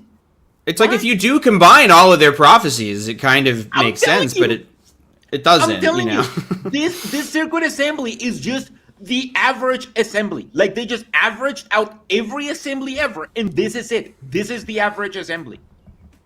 Yeah, no, it really is. I think that's why I love it, is because it just, this completely anonymous, boring used car salesman guy giving the creepiest talk you've ever heard. That's and insane. Salivating over the United Nations burning a prostitute to death. You know, like that's just the kind of thing that you would hear on a Saturday afternoon as a witness. I would say existential horror is the genre of the book, pretty much. Destroy her. But Jehovah also instructs his son to cut short those days, otherwise true religion, too, would end. Well... Hey, or just he could stop it. Why does anyone have to cut it short, idiot? He could just stop it before it got to that point. Think about what you're saying, Bible. Yeah, it's just... this is the kind of like weak God that the Jehovah's Witnesses believe in. It's just like, I mean, he only has two options. I mean, what else could he do? It's not like he's God, you know. It's so, his only options are violence and nothing. Yeah, exactly. Like, what is he gonna do? Like, he can think of something best. Like, he's just a kid. Come on. Like, no, like, what the hell? He can't even kill the people it would be useful to. You know, it's always like nice people and people who aren't even that relevant. Exactly. And also, just by the way, like, just in case there's somehow some believing Jehovah's Witnesses who have sat through all of like our rambling, which, you know, I God bless I don't if think you that did. has happened. But if that's true, like, this wouldn't be the first time that Jehovah has tried to like remove violent and like bad people from Earth. Like, he did that in Noah's time, and that didn't work out. Yeah. So why would the paradise work this time? Like, that he was also just told like... Noah that he was getting rid of everybody who was bad, right? And we that still was kind got of people like who's bad, right? The flood was like in Uno, where Satan's about to win, and then Jehovah's got like a draw for wild card. Yes. He's like, oh, great, now I got 4 more cards. And now, for real, when the Great Tribulation happens, that's like actual Uno, and then, you know, the reverse Uno. I don't know. I'm just like, it doesn't make any sense. You want to play Uno, I get it. Now, I think it might be that, because now I'm just thinking about Uno. Thanks to Clyde Bell for a super sticker. Appreciate you. Jehovah's Day continues. Celestial phenomena. Celestial phenomena? Celestial phenomena. Celestial phenomena? Well, this may refer to supernatural manifestations in the heaven. It's good that I would forget things 2 seconds after editing them, because I definitely meant for that to go on for like 10 minutes. Whatever it is, we'll see. But it causes from kings to slave, in other words, from government official to the average Joe, to become faint out of fear of the expectations of things coming. Jesus has come to pronounce judgment. Oh. Well, this then leads what? The nations react to that. Gog of Magog. What takes place when Gog of Magog does that? Well, he and Satan and a coalition of nations, they act against God's people. The anointed and those of us on the earth, the other sheep. Average what happens very quickly Joe. is Jesus takes the anointed to heaven. Every single person on this planet is judged as whether they are a sheep or a goat. This leads to the apex of Jehovah's Day, the destruction of the ungodly at the great day of God Almighty Armageddon. Oh my God, this really is the Armageddon talk, isn't it? Like, just It's just the average Armageddon talk. And just hearing it all without the long pauses and reading scriptures and just hearing like it's this and it's this and then it's this. It's just like, that's fucking nuts. Yes, it really is. You did a great job, like, at cutting that up, because it's just, yeah, that's what this is the crazy thing that Jehovah's Witnesses believe in. Like, and it's not even like, the worst part is that it's not even that interesting. You know, there is no Xenu or anything. It's just, they just believe that there's gonna be like a huge genocide, and then you know, you move through Armageddon, and then there's paradise. Like, it's not even that interesting. But the chain of events is so convoluted and yet so boring as well. Like, which is why keep forgetting about it. It's true. Gog of Magog is very confusing to me. Now this, I must admit, is also confusing. Thank you, Frank the Blind Artist, for his super chat. Send me this video and I will do a Satri rebute. Satri rebute. Like, what? I don't know what this word is. That's a French dish, I think. Satri rebutty. It's when you cook snails. Yes. I will do a Satri rebutty. I think that's what it says. Okay, so now we're gonna get to this at some point. This thing I edited. That's a day. That's a lot to think about, isn't it? This helps us to appreciate that, you know, you and I, we watch the news and we're like, oh, look at that hurricane. Oh, look at that country. Oh, look at the food shortage. Look at that natural disaster. Look at the crime, the lawlessness. It's just increasing. We feel a measure of anxiety. Imagine if you had no Jehovah. If you didn't have the truth, if you didn't understand, what are we waiting for? People are everywhere. They're in the store. They're at the... Okay, this is the thing. Also, I'm so sorry. Frank Blanner says, I'm blind, LOL. I'm so sorry. I legitimately, it spelled something that looked like elegant French, and I thought you were telling me, like, if you give me this video, I'll give you a... Like, I thought it was a fancy word that I didn't know. Yeah, because usually we are idiots and we don't get things, so that's just our go-to, you know? Satire rebuttal would be amazing. The thing you said first, somehow, like, it made sense in my heart. And it was great.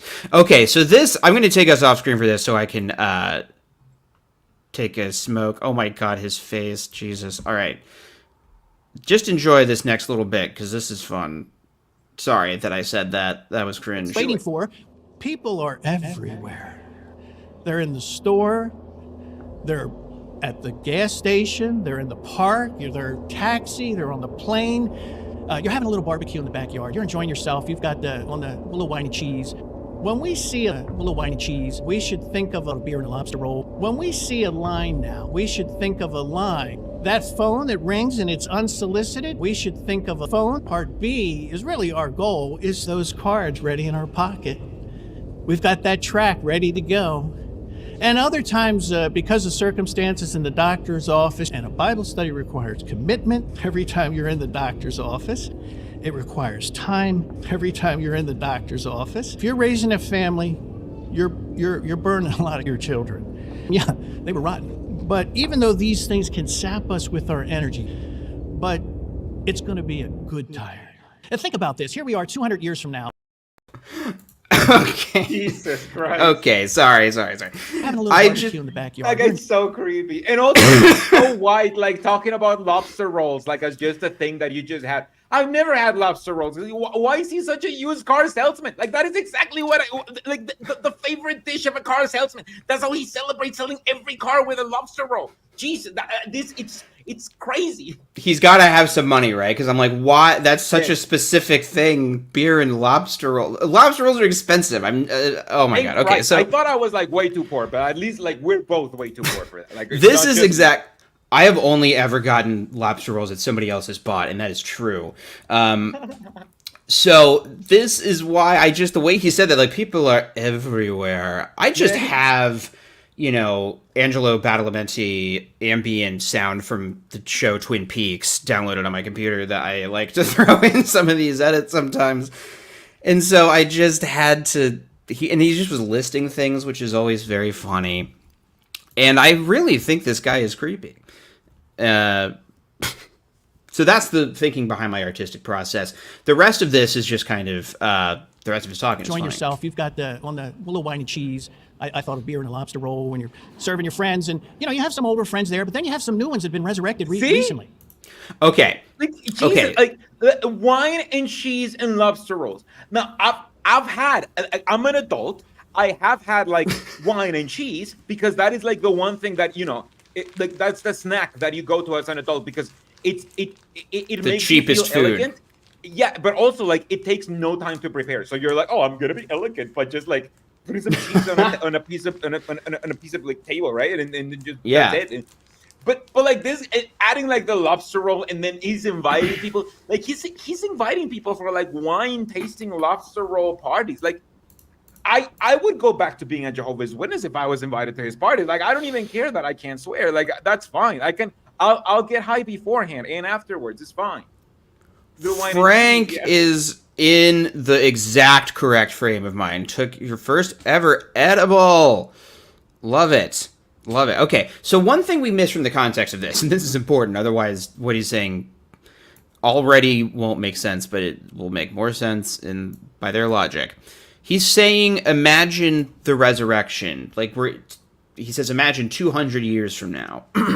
So that's what he's saying. You're having a little barbecue in the backyard. You're enjoying yourself. You've got the paradise. Little wine and cheese. I thought of beer and a lobster roll when you're serving your friends, and you have some older friends there, but then you have some new ones that have been resurrected recently.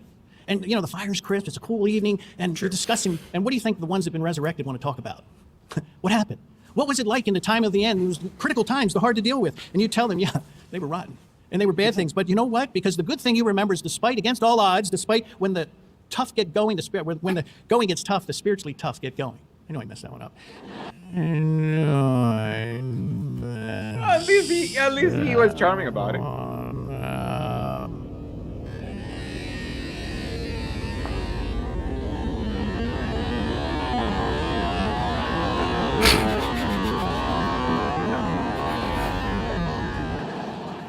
But you got the point. That was it. That's all I got.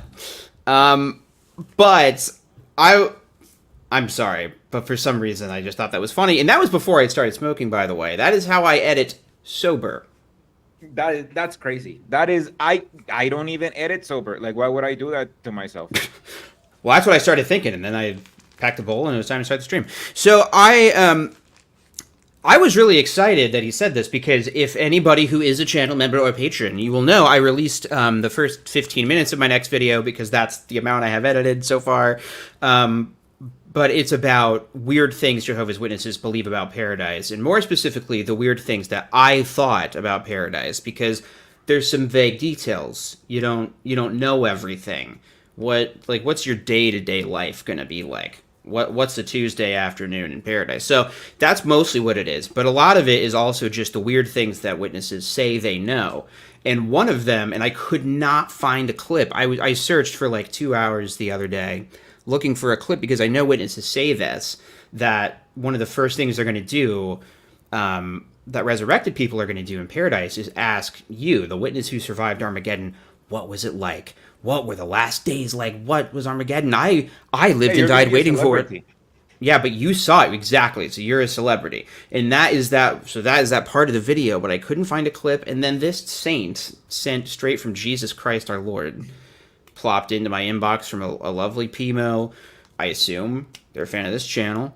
They're lovely. I think they'd be allowed on the circuit assembly stage. And I appreciate it. It is the exact clip I need for my video. But also, this guy clearly doesn't know his paradise lore if he thinks that he's gonna be having lobster rolls. Everybody knows people go vegan in paradise. Like, that's just how shit goes. You need to go vegan in paradise. You know what I think they're thinking? Because this was just for some reason it popped into my head, my JW logic is like, well, Jesus caught and ate fish. So that means that's going to be okay in paradise. That we're going to have fish. Like, you can be pescatarian. We're going to be pescatarian, right? Exactly. Yeah. Yeah. Okay. Yeah. Psh. That's the banned fish. That's the abbreviation. Okay. I think that's all I can handle, because I also have to do another stream after this. And I didn't know that. I have to go to the store and get some $6 wine. I'm gonna walk to Aldi and get their wine with the owl on it. Yeah, I need more beer. This is my last beer. It's a tragedy. That is legitimately tragic. I'm sorry for your time. Let's do it a two-parter then. Like, I absolutely, because I had poor Danny pull these clips, and now I'm like, we're not going to watch this, actually. I got bored watching the thing that I did. But no, I'm really excited to see it. We're going to do this next Sunday if you're up for it. Yeah, let's do it. Okay, let's do it. We're going to watch the rest of the assembly, the circus assembly, and probably do the exact same thing. We'll probably do another wake and bake. Yeah, and we'll be wearing the exact same tank tops as well to be for thirsty people. It's awesome. Yes, awesome. Okay, good deal. So we did it. We did the stream. Thank Christ, because even Jehovah's Witnesses can't handle the whole thing like together. They need an intermission, and I feel they like get a lunch break. Jehovah's Witnesses, we need an intermission of like a week. You know, like it's just our tolerance is like legitimately for this stuff. That's the afternoon break. Is an entire week between streams for me. That's my lunch break. Welcome to being an ex-Jehovah's Witness. You have to watch the assembly. Like, you have to watch it still. Like, you still have to watch it. But you get a longer break in between. So, and here's what I do is every day I get my, small boxy igloo cooler with a little ice pack in it and a nasty ham sandwich that I made that morning before I went off to my parking attendant assignment. And like, you put some Chips Ahoy in a sandwich bag, and they're kind of weird. It tastes different because they were sitting on the ice thing. Like a little bit soggy.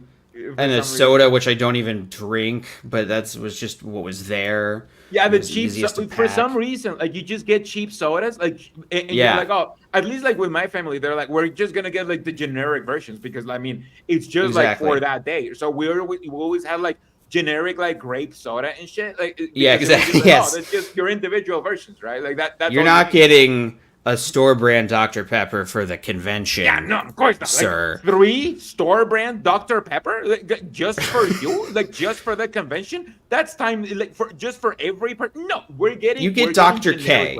You get Dr. K from Kroger is what you get, and you get Kaboom cereal, whatever that even is. Nobody knows, except for me. All right. Hey, well, you know what? It's amazing you say that because do you want to know what the members only stream is called? It's called The Back Room.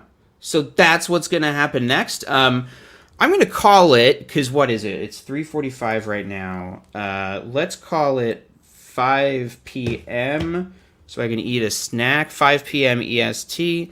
I'll post a link, a community post for channel members and patrons on those respective platforms.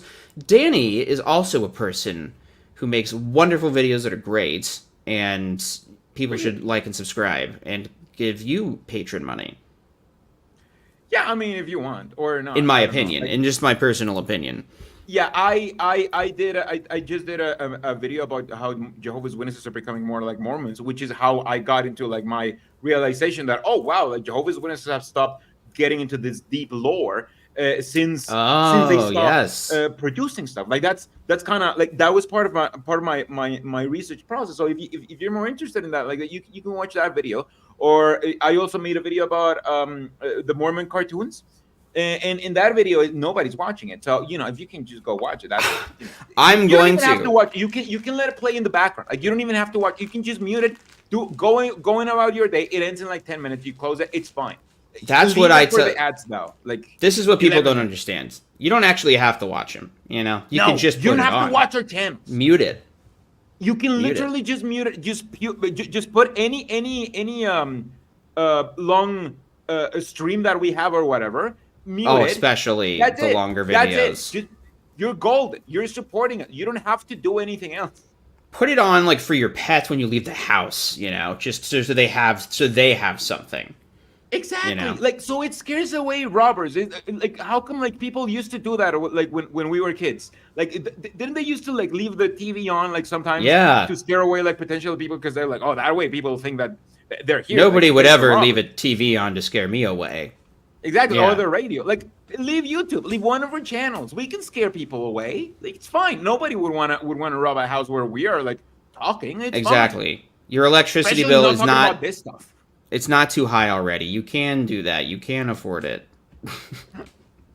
Okay. Well, we did it. And now I'm going to end the stream. You sons of bitches. See you in the back room. Goodbye.